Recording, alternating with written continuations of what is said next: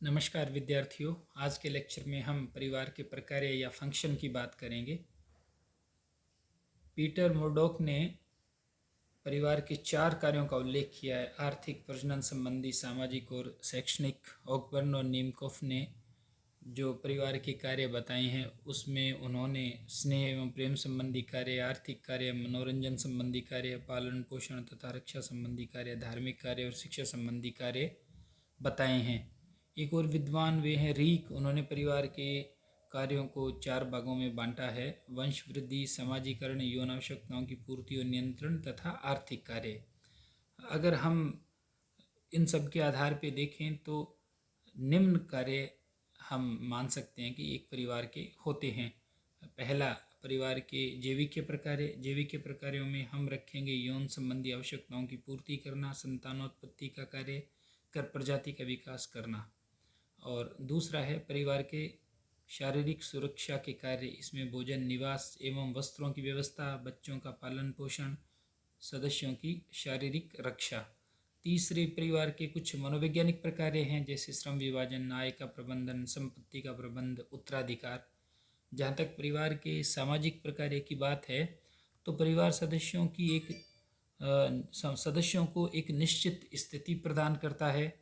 परिवार सदस्यों का समाजीकरण करता है। परिवार मानव सभ्यता को एक पीढ़ी से दूसरी पीढ़ी तक पहुंचाने का काम करता है। परिवार सदस्यों पर आवश्यक सामाजिक नियंत्रण रखता है तथा परिवार सदस्यों को भविष्य के निर्णय लेने में भी मदद करता है। इसके अलावा परिवार के शैक्षिक कार्य भी होते हैं, सांस्कृतिक कार्य होते हैं, राजनीतिक प्रकार्य भी हैं, धार्मिक प्रकार्य भी हैं और मनोरंजनात्मक प्रकार्य भी हैं।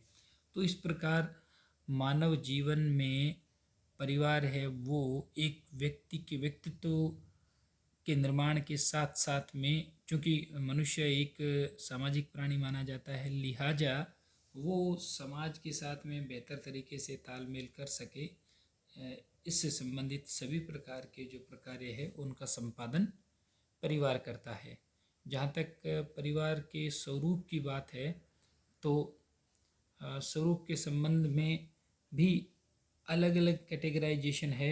उभयवाही परिवार वो परिवार होता है जिस परिवार में संतान का माता पिता दोनों के संबंधियों के साथ समान रूप से संबंध रहता है, यानी ननिहाल और ददिहाल दोनों तरफ जब समान रूप से उसका संबंध होता है तो उभयवाही परिवार कहलाता है। जैसे एक व्यक्ति अपने दादा दादी और नाना नानी से समान रूप से संबंधित होता है। दूसरा, सम्मिश्रण परिवार।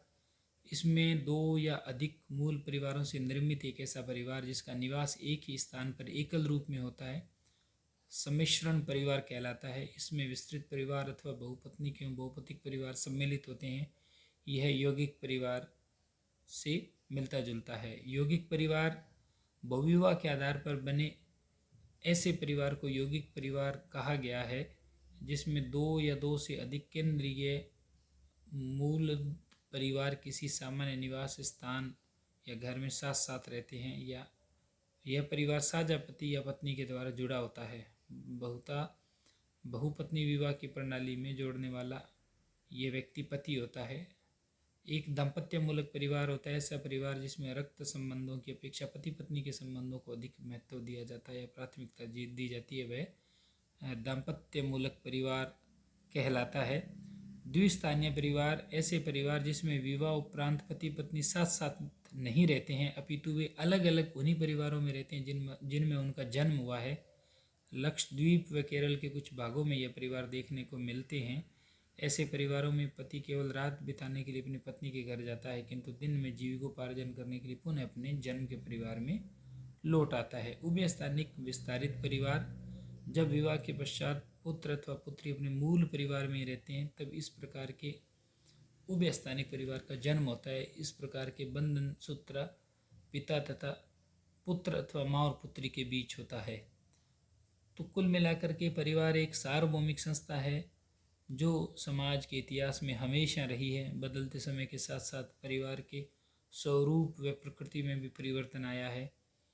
अभी एकल परिवार बढ़ रहे हैं, संयुक्त परिवार है उनकी संख्या कम हो रही है। उसके पीछे के जो रीज़न है, कारण है, वो मुख्यतः ये है कि एक तो काम धंधों का स्वरूप ऐसा हो गया कि व्यक्ति को अपने परिवार को छोड़ करके दूर जाना पड़ता है। दूसरा, समाज में जो परिवर्तन जिस तरह से हो रहा है उसने परिवार रूपी सामाजिक संस्था को भी प्रभावित किया है, और इस कारण भी व्यक्ति है वो संयुक्त परिवार में अपने आप को कम स्वतंत्र महसूस करता है। तो व्यक्तिवादिता का भाव है वो भी छोटे परिवारों के बढ़ने का और संयुक्त परिवारों के कम होने का एक कारण है। शिक्षा, अलग जगह नौकरी करना, संयुक्त परिवारों के झगड़े, संपत्ति संबंधी विवाद, ऐसे बहुत से कारण हैं जो मिल करके संयुक्त परिवारों को विघटित कर रही हैं और एकल परिवारों को बढ़ा रहे हैं।